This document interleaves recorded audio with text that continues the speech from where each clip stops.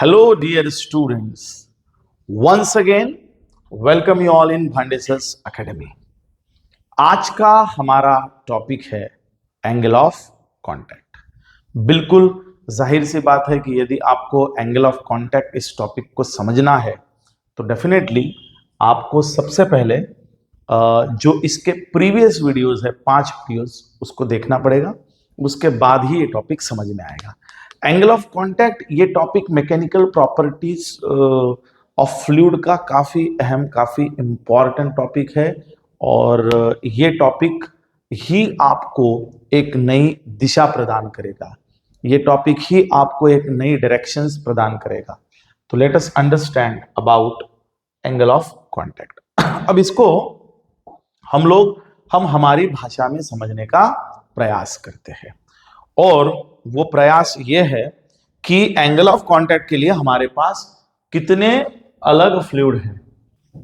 तो आइए हम लोग समझते हैं कि एंगल ऑफ कांटेक्ट में हमारे पास 3 प्रकार के फ्लूइड होते हैं।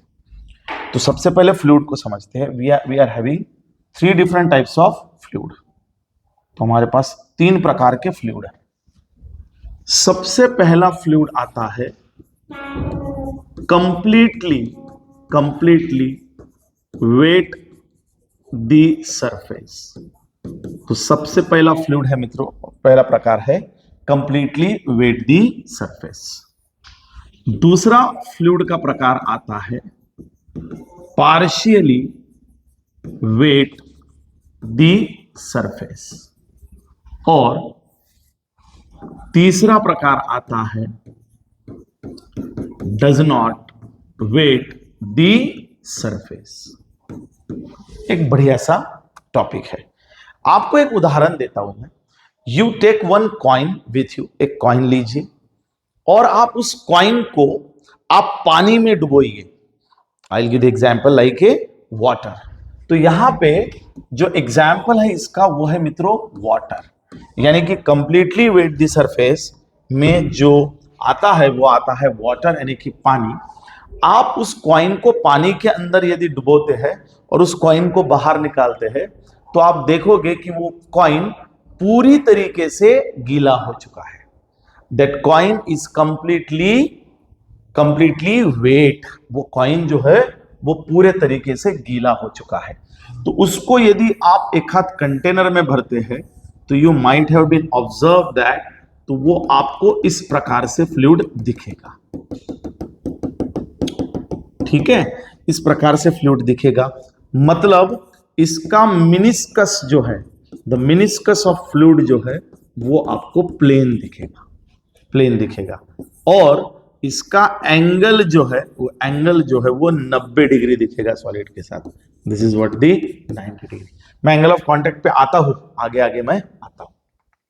आप एक काम कीजिए, अब आप इसी को वही कॉइन को क्लीन कीजिए and now insert that coin into the kerosene. अब घासलेट में या केरोसिन में उस कॉइन को डुबोइए और बाहर निकालिए तो आपको दिखेगा कि वो कॉइन आधा गीला है और आधा सूखा है।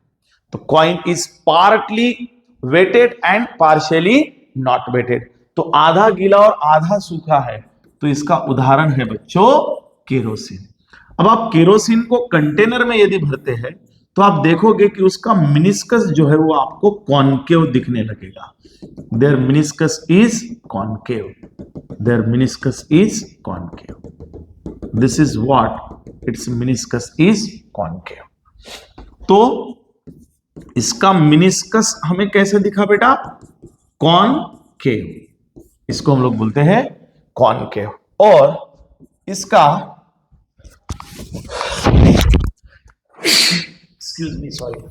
एक्सट्रीमली सॉरी, इसका एंगल जो होता है बच्चों वो एंगल होता है एक्यूट। एक्यूट का मतलब less than 90, less than 90 degree acute होता है। तो एंगल निकालते कैसे है? तो एंगल निकालने का तरीका है कि ये जो अपर सरफेस दिख रहा है फ्लूइड का, इसको एक टेंजेंट ड्रॉ करो। Draw an tangent to the upper surface of the fluid फिर ये टेंजेंट फ्लूइड की साइड से सॉलिड को जो एंगल बनाता है, that is what we called as angle of contact. When we have drawn an tangent, when we have drawn an tangent, और वो टेंजेंट इस फ्लूइड इस सॉलिड के साथ सॉलिड की दिशा में, क्योंकि इधर भी तो एक एंगल है लेकिन ये वाला एंगल हम लोग नहीं पकड़ते हैं, इस साइड से जो एंगल बनता है इसी का नाम होता है एंगल ऑफ कांटेक्ट। तो आप ये एंगल गिनोगे तो ये एंगल आपको एक्यूट नजर आएगा जो हमेशा 90 से कम होगा। तीसरा आप उदाहरण लीजिए मर्क्यूरी का। If you will take mercury और उस मर्क्यूरी को आप किसी कंटेनर में यदि भरते हैं तो उसका मिनिस्कस जो है वो कॉन्वेक्स होता है। The meniscus of mercury is convex, कुछ इस तरीके से दिखेगा। तो यही तो अजूबा है, आपने कभी इसको गंभीरता से ऑब्जर्व नहीं किया होगा, लेकिन इसका मिनिस्कस जो है वो कॉन्वेक्स दिखता है, इसका मिनिस्कस जो है वो कॉनकेव दिखता है और इसका मिनिस्कस जो है वो प्लेन दिखता है। यानी कि फ्लूइड को आप कंटेनर में भरने के बाद ये 3 डिफरेंट टाइप्स के मिनिस्कस आपके नजर में आएंगे, आपके ऑब्जर्वेशन में आएंगे। तो इसका जो मिनिस्कस है, इसका जो मिनिस्कस है उसका नाम होता है बेटा कॉन्वेक्स। इसका मिनिस्कस कैसे है बेटा? कॉन्वेक्स है। और पांचवा, इसका एंगल जो है उस एंगल को हम लोग ऑब्ट्यूज कहते हैं, और ऑब्ट्यूज का मतलब होता है greater than 90 degree. It's angle is greater than 90 degree. और एंगल निकालते कैसे है? तो डू द सेम थिंग, इसको ना एक टेंजेंट निकालो। If suppose you draw an tangent over there, ये टेंजेंट है, सरफेस टेंशन का फोर्स होगा और यहां से फ्लूइड की दिशा में जो एंगल बनेगा उसे हम लोग कहेंगे एंगल ऑफ कांटेक्ट। तो इस प्रकार से इस सॉलिड के साथ ये जो फ्लूइड है ये एक एंगल बनाता है, इसी को हम एंगल ऑफ कांटेक्ट कहते हैं। और ये एंगल ऑफ कांटेक्ट अलग अलग प्रकार से होता है। यहां पे प्लेन मिनिस्कस है तो एंगल 90 है, मिनिस्कस प्लेन है एंगल 90 है। यहां पे ये कॉनकेव है तो एंगल 90 से कम जा रहा है, यहां पे कॉन्वेक्स है तो एंगल 90 से ज्यादा जा रहा है। क्योंकि ये बहुत रोल अदा करने वाला है, ये अहम रोल अदा करने वाला है। आगे हमारे एक्सप्लेनेशन में बच्चों क्या होगा कि जैसे इसके माध्यम से हम लोग क्या करेंगे, कपड़े धोने वाले हैं, तो कपड़े जब हम लोग धोएंगे तो आपने देखा होगा कि कपड़े धोते समय दाग अच्छे से कब निकलेंगे, दाग निकलने की थ्योरी क्या है। तो एंगल ऑफ कांटेक्ट के बाद में मैं आपको ये डिटेल में बताता हूं कि कपड़े धोने में जैसे हम डिटर्जेंट डालते हैं तो डिटर्जेंट एंगल ऑफ कांटेक्ट को क्या फर्क करता है। गर्म पानी में कपड़े अच्छे से धुल जाते हैं तो उसका क्या रीजन है। पानी को जब हम गर्म करते हैं तो एंगल ऑफ कांटेक्ट के ऊपर क्या फर्क आता है, तो ये चीज आप समझ लीजिए। अब मोटा मोटा what is the angle of contact. तो फ्लूइड जो है किसी भी सॉलिड के कांटेक्ट में जब आता है तो वो उसके साथ एक एंगल बनाता है, उसको टच करने का, उसको कनेक्ट करने का, उसके साथ घुल मिलने का एक जो एंगल होता है उसको हम लोग एंगल ऑफ कांटेक्ट कहते हैं, उसको हम लोग एंगल ऑफ कांटेक्ट कहते हैं। And this angle of contact is called as, this angle of contact is called as, it is different for the different substance. Angle of contact को कौन कौन सी चीजें डिस्टर्ब कर सकती है, तो सबसे पहले मैं definition of angle of contact बोलते हैं। The angle made by a tangent drawn to a surface of a fluid, a angle made by a tangent drawn to the surface of fluid with the solid from the fluid side is called as angle of contact. इसको अच्छे से लिख लेना। Now my second question is, which things are responsible to change the angle of contact। तो सबसे पहला type of fluid, fluid कौन से टाइप का है, वाटर है, केरोसिन है, मर्क्यूरी है, तो इसके अनुसार उसका एंगल ऑफ कांटेक्ट चेंज होगा। दूसरा, टेम्परेचर ऑफ द फ्लूइड, आप टेम्परेचर बढ़ाते हैं तो एंगल ऑफ कांटेक्ट घटता है, यानी कि सरफेस टेंशन घटेगा तो एंगल ऑफ कांटेक्ट भी घटेगा। तीसरा, impurities added to the fluid will change the angle of contact। आप जो इंप्यूरिटी ऐड करते हैं तो impurity will also change the angle of contact, यानी कि आप इंप्यूरिटी जो ऐड कर रहे हो वो इंप्यूरिटी अब उसमें soluble, partly soluble and insoluble, ऐसे 3 इंप्यूरिटी होगी। तो वो भी हम लोग आगे देखेंगे कि पार्टली सॉल्युबल जो है, जैसे मैं आपको बता दूं, यही से मैं क्लियर करता हूं कि मान लीजिए आप लोग डिटर्जेंट डालते तो वो पार्टली सॉल्युबल है, तो डिटर्जेंट जैसे डालेंगे तो detergent will reduce the surface tension, hence it reduce the angle of contact, वो कम करेगा, इसीलिए वो अच्छा कांटेक्ट करेगा कपड़े के साथ और इसलिए दाग निकल जाएंगे। तो इसलिए डिटर्जेंट के साथ जब हम लोग कपड़े धोते हैं तो दाग निकल जाते हैं, क्योंकि liquid will make good contact, क्योंकि जितना कम जाएगा मतलब एक्यूट की तरफ जाएगा, एंगल ऑफ कांटेक्ट कम होगा, शून्य की तरफ जाएगा, उतना पानी कपड़े के साथ अच्छा कांटेक्ट बनाएगा और आपका आउटपुट अच्छा आएगा, मतलब वहां से दाग निकल जाएगा। तो यहां पे मोटा मोटा मैं आपको, हाँ इसका एक फोटो ले लो बेटा, ये अपने नोट्स में जरूर लिखना, ये बहुत जरूरी है और इससे जो नोट्स बनेगी बहुत ताकतवर नोट्स बनेगी, क्योंकि ये कंक्लूडेड पॉइंट्स है। जो मैं नोट्स आपको देने वाला हूं उस नोट से भी ये बहुत ताकतवर टॉपिक है। चलिए यहां से सबसे पहले मैं आपको बताना चाहता हूं कि what the temperature will do. तो if the temperature increases then angle of contact decreases remember, and surface tension also decreases, surface tension भी कम होगा, इसलिए एंगल ऑफ कांटेक्ट भी कम होगा। दूसरा, if we'll add the impurity or I'll say partly soluble impurity यदि है, if there is a partly soluble impurity यदि है, तो डिटर्जेंट जैसे हम लोग डालेंगे तो वो घुल मिल जाएगा। तो जैसे ही partly soluble impurity यदि है तो we will say partly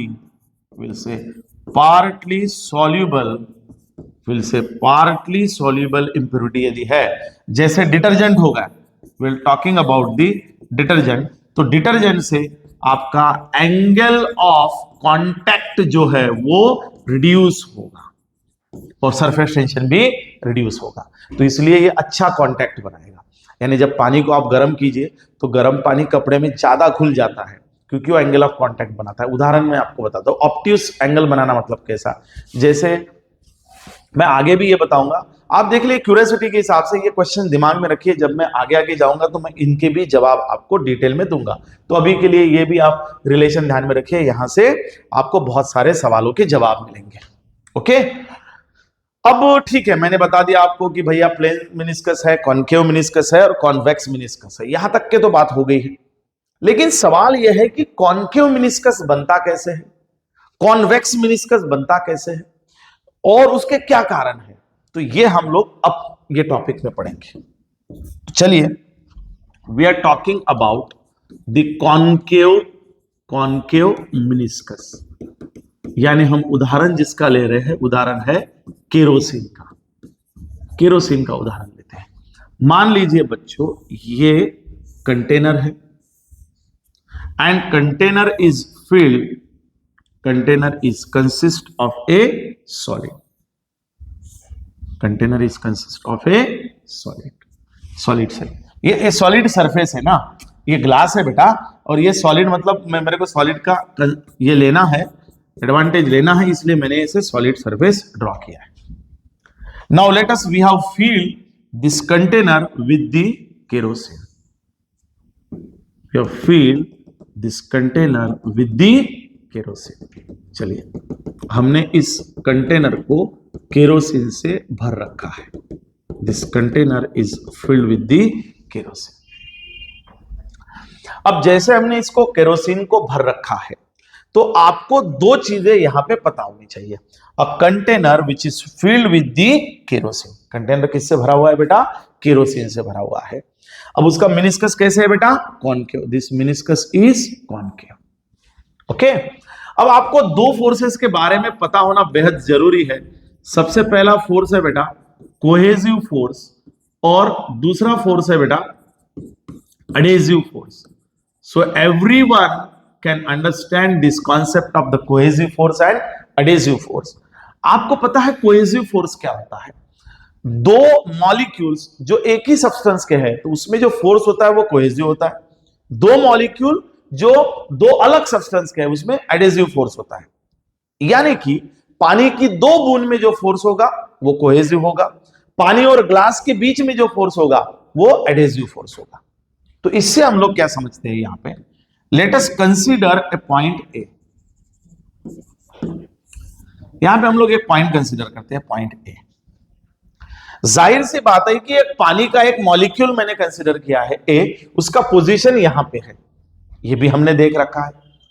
now definitely if you want to understand, क्या इस मॉलिक्यूल ये जो है ये ग्लास का सरफेस है, यानी कि ये सॉलिड सरफेस है, तो ये पानी का मॉलिक्यूल जब सॉलिड के कांटेक्ट में आएगा बच्चों, क्या सॉलिड इसको अपनी तरफ नहीं खींचेगा? बिल्कुल खींचेगा। अब जब भी पानी के मॉलिक्यूल को सॉलिड सॉलिड पानी सॉलिड, तो कौन सा फोर्स बनेगा? एडेसिव फोर्स, क्योंकि दो अलग मॉलिक्यूल्स हैं। तो ये एडेसिव फोर्स से, यानी इस पानी की बूंद को सॉलिड यानी ग्लास का सॉलिड स्ट्रक्चर अपनी तरफ खींचने का प्रयास कर रहा है, और कितनी ताकत से खींच रहा है? एडेसिव फोर्स से।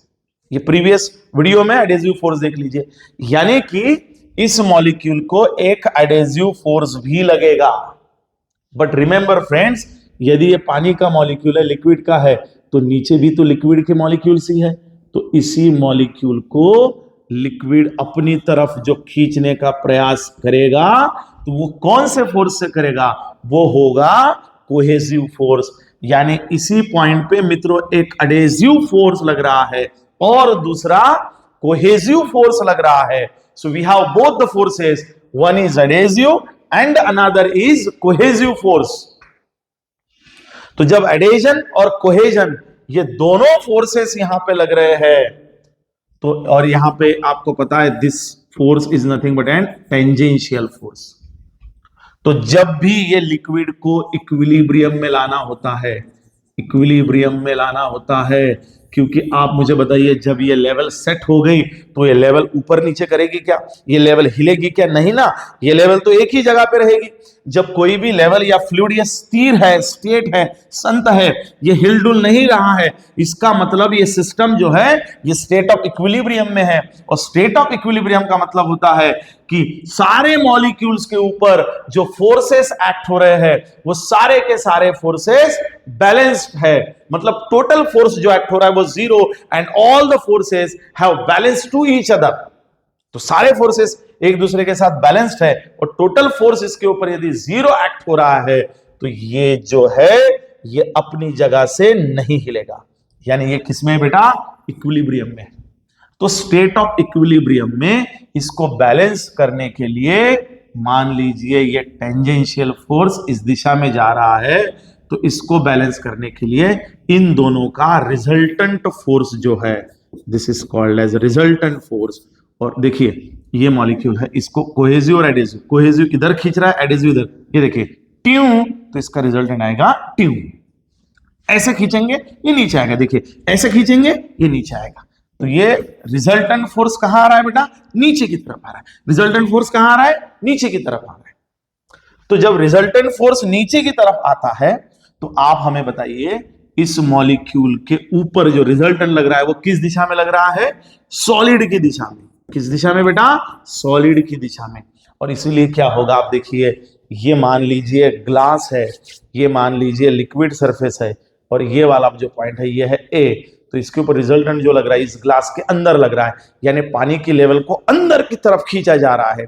आप हमें बताइए बेटा लॉजिकली, क्या ये पानी ग्लास के अंदर यानी ग्लास को तोड़ करके अंदर जाएगा कि नहीं जाएगा? तो ये फोर्स इसके ऊपर लगाएगा, और जब ताकत लगाएगा तो ये ग्लास के अंदर नहीं जा पाएगा, इसलिए ये ऐसा जा करके क्या करेगा? पाइल अप, और ये अपने अपर फोर्स को क्या, अपने अपर सरफेस को क्या कर लेगा?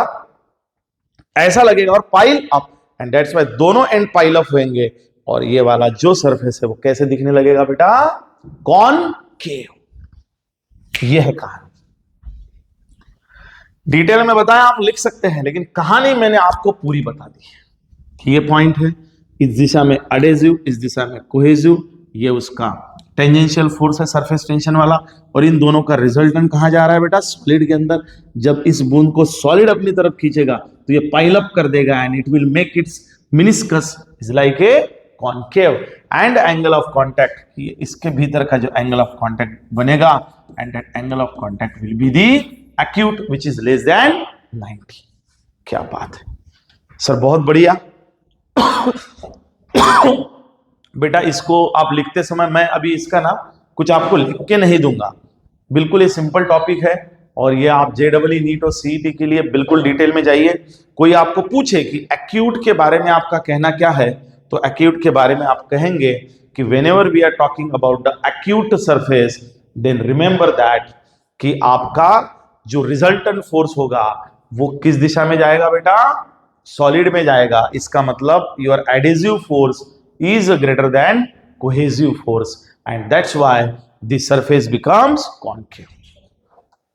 तो ये नोट्स में आपको बहुत अच्छी तरीके से दिखेगा, मैं आपको बताऊंगा अभी ये सारी चीजें एक्सप्लेन करने के बाद मैं नोट्स में आपको बताऊंगा तो बहुत क्लियर हो जाएगा। इसको मिटा रहा हूं मैं। चलिए now my discussion is move towards the convex surface. तो कॉन्वेक्स क्यों होता है, यानी हम लोग अभी क्या ले रहे हैं बेटा, मर्क्यूरी ले रहे हैं। बिल्कुल इसी प्रकार से होगा। Let us we have the container and the container is filled with the mercury। Container किससे भरा हुआ है बेटा, मर्क्यूरी से भरा हुआ है। अब जब ये कंटेनर मर्क्यूरी से भरा हुआ है, when this container is filled up with the mercury, तो जाहिर सी बात है कि इसके अंदर मर्क्यूरी भर रखा है और जब ये मर्क्यूरी होगा तो ये एंगल क्या बनाएगा बेटा, ऑब्ट्यूस एंगल बनाएगा। कौन सा एंगल बनाएगा, ऑब्ट्यूस एंगल बनाएगा। तो हम लोग यहां का पॉइंट कंसीडर करते हैं and that point is called as a point. तो यहां का पॉइंट क्या हो गया बेटा, ए पॉइंट।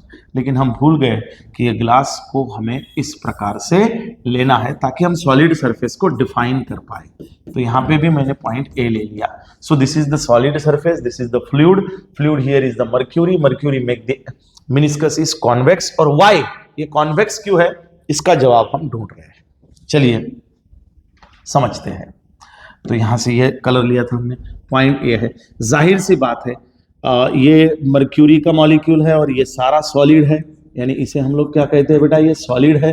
तो सॉलिड और फ्लूइड इसके भीतर में जो फोर्स लगेगा वो होगा adhesive force and this adhesive force is more. अब क्या होगा, फिर से मैं कह रहा हूं, दो प्रकार के फोर्सेस हमने पढ़े थे, एक कोहेसिव था और एक एडेसिव था। इस मॉलिक्यूल को जब सॉलिड अपनी तरफ खींचेगा, इस मॉलिक्यूल को जब सॉलिड अपनी तरफ खींचेगा तो वो कौन सा फोर्स लगाएगा, that will be the adhesive force. And remember that अब पानी तो इधर है तो यहां पे कौन जाएगा बेटा, ये टेंजेंशियल फोर्स होगा। सो this is what your tangent, this is what your tangent. And similarly इसको ये अपनी तरफ खींचने का प्रयास करेगा और किस फोर्स से खींचेगा बेटा, कोहेसिव फोर्स। यानी मुद्दा सेम है कि इस मॉलिक्यूल के ऊपर साइमल्टेनियस दो फोर्सेस लग रहे हैं, एक लग रहा है एडेसिव, एक लग रहा है कोहेसिव। ये इसको इधर खींच रहा है, ये इसको इधर खींच रहा है और ये टेंजेंशियल फोर्स है। But again this system is in equilibrium.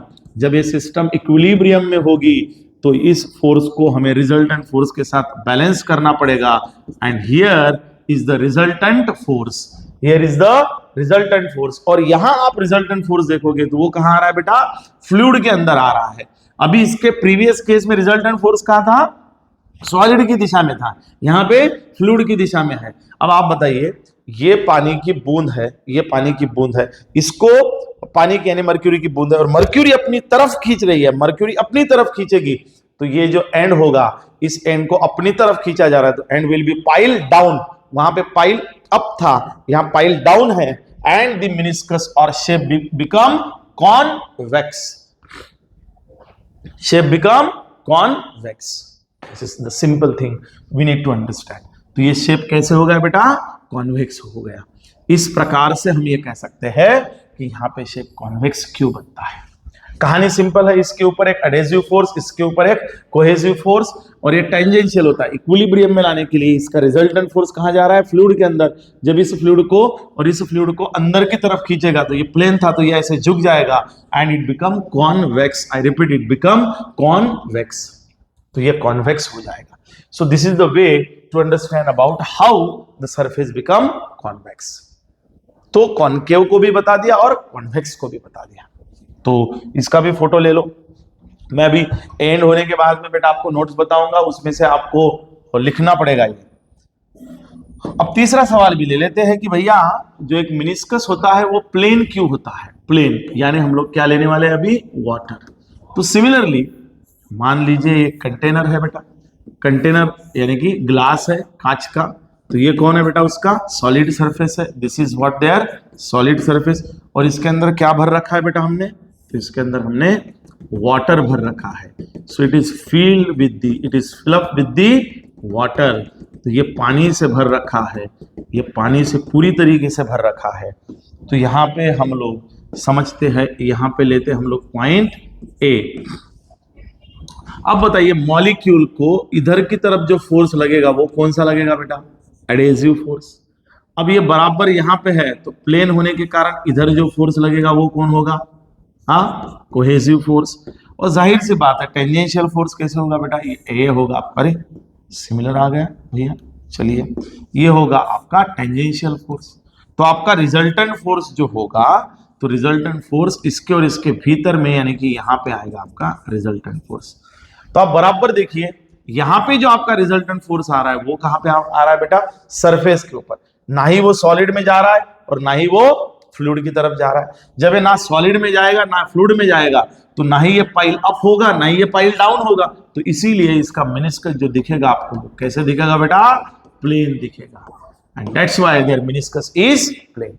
ये बिल्कुल सिंपल तरीका है इसको समझने का।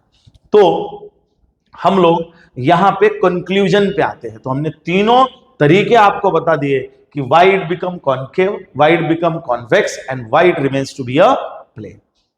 क्लियर? चलिए अब नोट्स में जाते हैं। इसका भी फोटो आप लीजिए बेटा, बढ़िया। तो चलिए अब हम लोग नोट्स में जाते हैं और जो जो हमने आपको सिखाया है हम इससे आपको मिला देते हैं। ऐसा ना हो कि हमने बता दिया और आपके पास कोई ये नहीं है। देखिए बेटा, when the surface become concave the condition is adhesive force is greater than cohesive force. When the surface become convex then your cohesive force is greater than adhesive force. ये हमने आपको समझाया। इससे बेहतर हमने आपको समझाया है, प्लेन वाला भी हमने आपको समझा दिया है।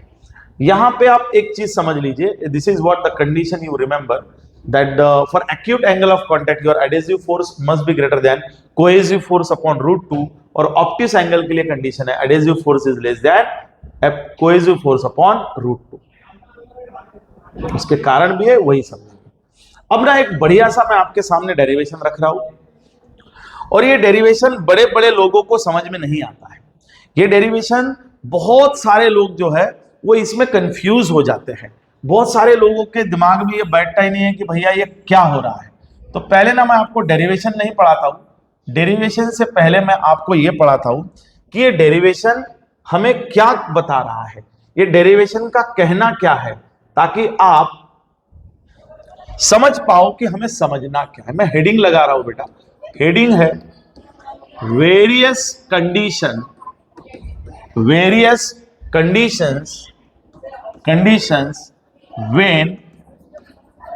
when liquid drop on a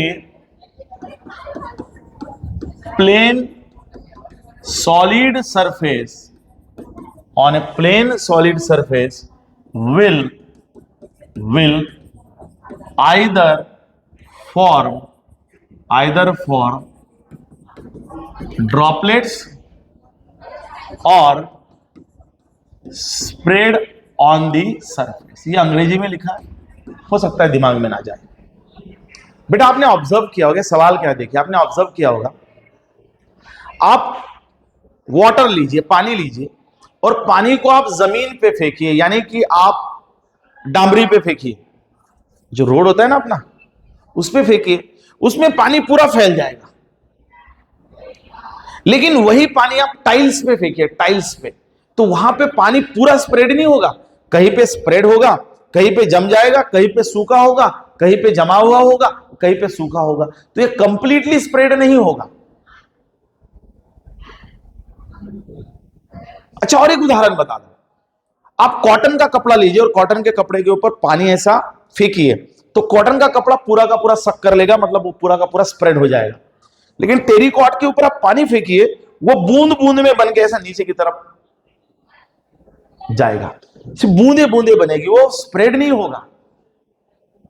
यानी कहीं ना कहीं पे ये जो सरफेस है, ये सरफेस भी फ्लूइड का एंगल बनाने में हेल्प कर रहा है। तो आज हम इसी को जानेंगे कि जब हम किसी सरफेस के ऊपर पानी को फेंकते हैं तो कब वो पानी स्प्रेड होगा, कब वो बूंद में परावर्तित होगा। तो इसकी कंडीशंस को हमको आज पढ़ना है, इसलिए ये टॉपिक जो है वो बहुत खास है। आई hope you understand what is the meaning of the today's topic. क्या बात है। तो आज के टॉपिक में हमें यह समझना है बेटा कि जब भी हम लोग पानी को जमीन के ऊपर फेंकते हैं तो क्या वो पानी जो है वो फैल जाएगा, या वो पानी जो है वो बूंद में परावर्तित होगा, या वो जो पानी है वो पानी के साथ क्या होगा। ये कंडीशंस हम टेक्निकली समझते हैं। तो चलिए, आपल्याकडे 5 महाभूता है, अग्नि, वायू, वारा। वायू, वारा म्हणजे तेच पाणी, त्याच्यापैकी 3 महाभूता आपण इथे वापरणार आहेत। अब देख लीजिए बच्चों, यह है जमीन, यह है जमीन, और जमीन पे ये बन गई है बूंद, और बूंद को आधा बना करके मैंने छोड़ा है, बूंद को ऐसे बना करके मैंने छोड़ा है। वो पे ऐसे ड्रॉप होगा ना, ऐसे ड्रॉप, तो ये ड्रॉप है, और इसको इधर मैं एक्सटेंड कर रहा हूं। यहां पे पानी है तो ये कुछ इस प्रकार से आपको दिखेगा।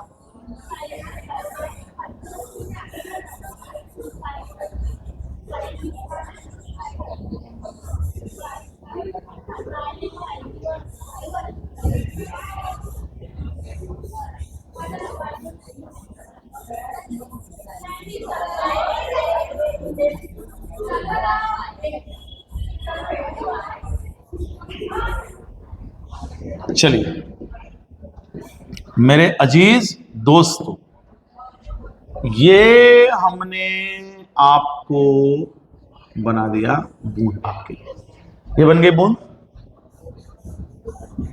अब आप समझते हैं, यदि ये बूंद है, यदि ये बूंद है तो मैं मानता हूं कि this is nothing but an liquid.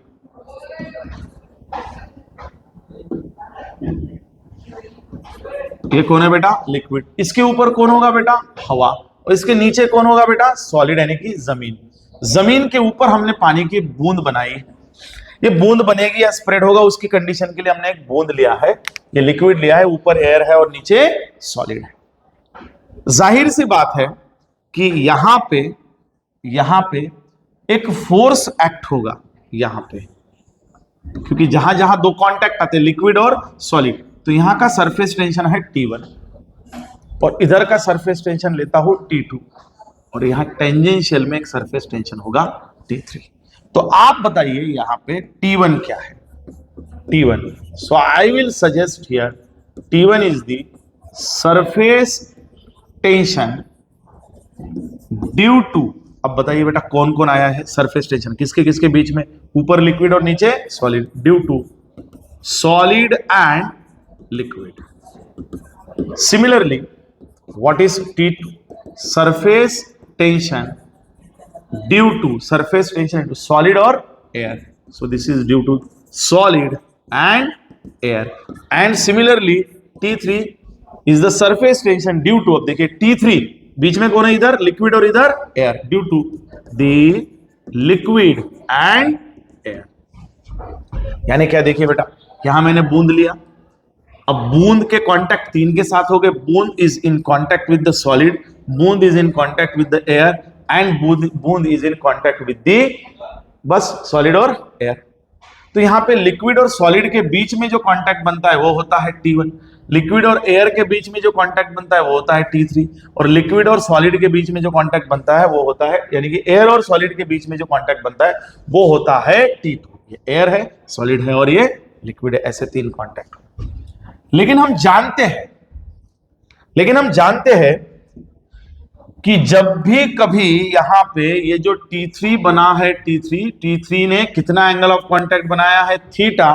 तो T3 को हम 2 कंपोनेंट्स में विभाजित कर देते हैं। एंगल की तरफ जो होगा वो होगा T3 cos थीटा, और अपोजिट जो होगा वो होगा T3 sin theta. So T3 can be resolved into two components. T3 can be resolved into the two component. पहला क्या है बेटा? T3 cos theta is called as horizontal component and T3 sin theta is called as vertical component. So your T3 surface tension is divided into the two component. One is T3 cos theta and another is T3 sin theta. तो कुछ नहीं है बेटा, कुल मिला के आप बराबर देखिए तो जमीन के ऊपर जो हमने पानी लिया हुआ है, तो जमीन के ऊपर जो हमने पानी लिया हुआ है, उस जमीन के ऊपर पानी की जो बूंद बनी हुई है, उस बूंद के तीन कॉन्टेक्ट्स आए हैं, एक जमीन के साथ, एक हवा के साथ और एक पानी के साथ। तो उसके भीतर के हमने तीन सरफेस टेंशन ले लिए हैं। एक लिया है T1, T1 क्या है बेटा? लिक्विड और सॉलिड के बीच का। T2 क्या है बेटा? लिक्विड सॉलिड और एयर के बीच का। और T3 क्या है बेटा? लिक्विड और एयर। लेकिन T3 ऐसा होने के कारण इसको हमने दो कंपोनेंट में विभाजित किया है। अब क्योंकि the liquid is in the state of equilibrium। यहां पे भी वही बात आती है कि इक्विलिब्रियम में है, इसका मतलब सारे फोर्सेस इसके ऊपर के बैलेंस्ड है। तो इस पॉइंट के ऊपर मैं ए पॉइंट पकड़ता हूं, तो इधर जाने वाले फोर्सेस इज इक्वल टू इधर जाने वाले फोर्सेस, ये वाला इक्वेशन लगाते हैं। तो इधर कौन कौन जा रहा है? देखिए इस साइड में कौन जा रहा है? एक जा रहा है T1 प्लस दूसरा कौन जा रहा है? T3 cos theta. और अपोजिट दिशा में कौन जा रहा है बेटा? T2। So T3 cos theta is equal to T2 minus T1। Therefore cos theta बराबर आएगा T2 minus T1 upon T3 and this is what the equation number 1 and the measuring condition. कुछ नहीं किया, इधर जाने वाले फोर्सेस कौन है बेटा? T1 और कौन जा रहा है? T3 cos theta. अपोजिट में कौन जा रहा है? T2। फिर एडजस्ट किया, इस T1 को इधर ले गया, ये माइनस हो गए, फिर T3 डिवीजन में ले गया, T2 minus T1 upon T3 and that will be a cos theta. ये कौन आ गया यहाँ पे? cos theta. अब आपकी ट्रिग्नोमेट्री की नॉलेज कितनी बेहतर है इसके ऊपर डिपेंड है आगे का डिस्कशन। अरे महंगा बोर्ड है ना बाबा? हाँ चलिए, यदि ये कंडीशन आपके पास आ गई है तो अब मैं आपको कंडीशन से समझाता हूं कि क्या क्या यहां पे हो सकता है। लेकिन यहां पे हमको एक बेसिक चीज पता चाहिए। थीटा यदि 0 है, थीटा 90 है और थीटा 180 है, कॉस थीटा। तो कॉस थीटा 0 पे 1 होता है, मैं यहां लिखता हूं कॉस थीटा जब 90 है तो वो 0 है, कॉस थीटा जब 0 है तो वो 1 है, और कॉस थीटा जब 180 है तो वो -1 है। चलिए, ये इतनी ट्रिग्नोमेट्री आपको आने चाहिए। cos 90 is 0, cos 0 is 1 and cos 180 is -1। इसका मतलब cos का एंगल जो है वो 90 to 180, 0 से 180 के बीच में ही चेंज हो सकता है, उसके ऊपर नहीं। यानी कि your angle of contact can very in between 0 to 2 pi, that is 180, इसके बाहर नहीं। ये सीईटी जेडबल नीट में आ सकता है। तो यहां पे आप ध्यान में रखिए कि कंडीशन कैसे बनेगी। तो यहां पे हम केस नंबर 1 को समझते हैं। देखो, केस नंबर 1 का मतलब क्या होगा? तो पहली कंडीशन यहां पे इन्होंने ये जो कही है, कहा है कि T2 is greater than T1, यानी T2 T1 से बड़ा है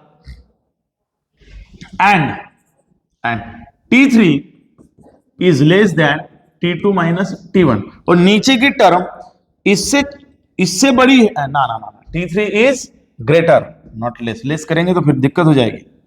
हाँ, T3 is greater than this, ये इससे बड़ा है, ये बड़ा और ये छोटा है, यानी कि छोटा अपॉन बड़ा मतलब 0 पॉइंट समथिंग।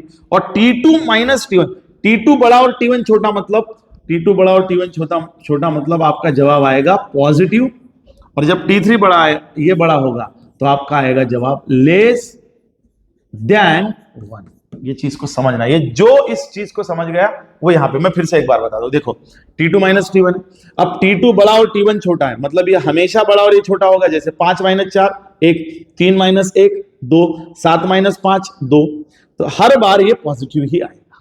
दूसरा, ये इन दोनों की सब्सट्रैक्शन से ये बड़ा होगा, यानी कि 1/2 0.5, 5/7 ये 5/3 नहीं होगा, 3 होगा मतलब वो 1 पॉइंट आएगा, इसलिए हमेशा लेस देन 1। अब दिमाग लगाइए कि ये पॉजिटिव और लेस देन 1, तो ये कहा जा रहा है एंगल, देखिए पॉजिटिव होना मतलब इस दिशा में, तो angle is varying between, theta is varying between 0 to 90, इसका मतलब आपका एंगल क्या बन रहा है बेटा, एक्यूट, और आपका शेप कैसे बन रहा है, कॉनकेव। क्या बात है। यदि ये कंडीशन रहेगी तो आपका एंगल जो होगा, यानी पानी जब फेंकेंगे तो जमीन के साथ पानी जो एंगल बनाएगा वो एंगल आपका एक्यूट होगा, यानी लेस देन 90 होगा, और आपका सरफेस कॉनकेव होगा, मिनिस्कस कॉनकेव होगा। यह कंडीशन आपकी बन गई। दूसरी कंडीशन आपकी क्या बनेगी, तो मैं केस 2 आपको बताता हूं। यहां पे ये बढ़िया है, T2 जो है वो लेस देन T1 है, यानी कि T1 अब बड़ा बन रहा है। अब T1 जब बड़ा बनेगा और T2 छोटा बनेगा तो इसका जवाब आएगा, ये आएगा निगेटिव। और दूसरी कंडीशन यहां पे ये है कि T3 लेसी है, यानी कि T1 माइनस T2 से इज लेस देन T3, यानी T3 बड़ा ही है, तो निगेटिव और बड़ा, निगेटिव और यहां पे लेस देन 1, निगेटिव और लेस देन 1 मतलब योर थीटा जो है वो कहां से कहां जा रहा है, 0 से ना 90 से 180, इधर से इधर जा रहा है, 90 से 180, क्योंकि निगेटिव मतलब यहां से यहां जाना, और लेस देन 1 मतलब वो 180 की तरफ ही जाना, ये 0 to -1 के बीच में जाना यहां पे। अब जब एंगल 90 से 120 जाता है तो एंगल बन जाता है आपका ऑब्ट्यूज, और शेप बन जाता है आपका कॉन्वेक्स। और जब भी आप देखिए यहां पे ये ऐसे होगा, यानी कि एंगल जो है वो हमने ये लिया था, कैसे, ऐसे इधर का लिया था एंगल, तो ये 90 के ऊपर जाएगा, तो ये आपकी बूंद बन जाएगी, पानी की क्या बन जाएगी, बूंद। ये देखिए ये 90 एंगल है और ये 90 से ऊपर जा रहा है, 90 है, ये 90 से ऊपर जाएगा तो क्या बन जाएगी, ये बूंद बन जाएगी कॉन्वेक्स में। ये कंडीशन बनेगी। और तीसरी कंडीशन भयानक, तीसरी कंडीशन भयानक, केस नंबर 3। अब केस नंबर 3 में ये क्या बोल रहा है कि यदि आपका T3 is greater than T2 minus T1, अब आप इस देखिए cos थीटा बराबर है T2 minus T1 upon T3। अब T3 बड़ा बन रहा है ना, T3 छोटा बन रहा है, सॉरी, T3 इज लेस, यानी कम है, मतलब उदाहरण के लिए बताइए 5/2 यानी 3 पॉइंट समथिंग, एक से ऊपर, यानी cos थीटा जो है वो एक से ऊपर आएगा, लेकिन हमें पता है कि cos is lying between 1 to -1। अब आपका ये जब नीचे वाली टर्म इससे छोटी हो जाएगी, यानी 5/3 2 पॉइंट समथिंग, 10/5 2, और 2 मतलब एक से ऊपर, ये इम्पॉसिबल है, इट इज इम्पॉसिबल, ये बिल्कुल पॉसिबल नहीं है, इसलिए हम कहते हैं liquid will spread on surface. अब यहां पे आपका लिक्विड जो है वो सरफेस के ऊपर स्प्रेड कर जाएगा, यह है बेटा एक पूरा इक्वेशन, लिक्विड आपका स्प्रेड, जो कि पॉसिबल ही नहीं, तो पूरा फैल जाएगा। एक्यूट टू ऑब्ट्यूस है तो बूंद बनेगी, कॉनकेव मिनिस्कस बनेगा, कॉनकेव मिनिस्कस यदि लेस देन 90 है। तो ये कंडीशन है बेटा, ये ऐसे ही एंगल ऑफ कॉन्टैक्ट को इतना इंपॉर्टेंट टॉपिक नहीं माना गया है। ये बिल्कुल ये चीज समझ में आती है तो आप जेडब्ल्यू नीट और सीईटी में अच्छे अच्छे सवालों को बना सकते हैं, लेकिन ये बेसिक्स को आपको ध्यान में रखना पड़ेगा। If you are asking me at the end of this derivation, तो मैं कहूंगा this is the centre of attraction of this derivation, the every condition is just rounding on this equation, इसके इर्द गिर्द ही घूम रही है। इसका मेन पॉइंट ये है, ये आपको आता है तो इसी के भरोसे ये सारी कंडीशंस बनेगी। 3 कंडीशंस क्या बन रही है बेटा, देखिए पहले ये बड़ा ये छोटा, यानी कि पॉजिटिव, और ये तो बड़ा ही रहेगा लेस, पॉजिटिव और लेस है तो एक्यूट 90 से कम, फिर ये छोटा और ये बड़ा तो ये निगेटिव बन जाएगा और ये लेस ही रहेगा, यानी कि 0 से कम ही रहेगा, तो वो ऑब्ट्यूज की तरफ जाएगा, बूंद बनेगी। और जब ये वाला छोटा हो जाएगा इससे, तो फिर वो 1 पॉइंट समथिंग आएगा, इम्पॉसिबल, तो आपकी कंडीशन बनेगी स्प्रेड। तो ये 3 कंडीशन है, इसका फोटो लीजिए, घर जा करके, यानी कि अभी अभी आप हेडफोन से सुन रहे हैं तो बढ़िया आप इसकी नोट्स बनाइए और इसको लिखिए बच्चों। तो I hope you are able to understand this concept. और यहां से हम लोग एंगल ऑफ कांटेक्ट का इफेक्ट देखेंगे और कई सारे और भी टॉपिक देखेंगे। Please stay tune with this BSA channel. Bhande sir's academy के एडमिशंस के बारे में मैंने कहा था, वो ओपन हो चुके हैं। कोई भी समस्या है एडमिशन के रिलेटेड पूछना है तो नीचे दिए गए नंबर को आप जरूर कॉल कीजिए और एक बार आप बीएसए को विजिट जरूर कीजिए। Thank you.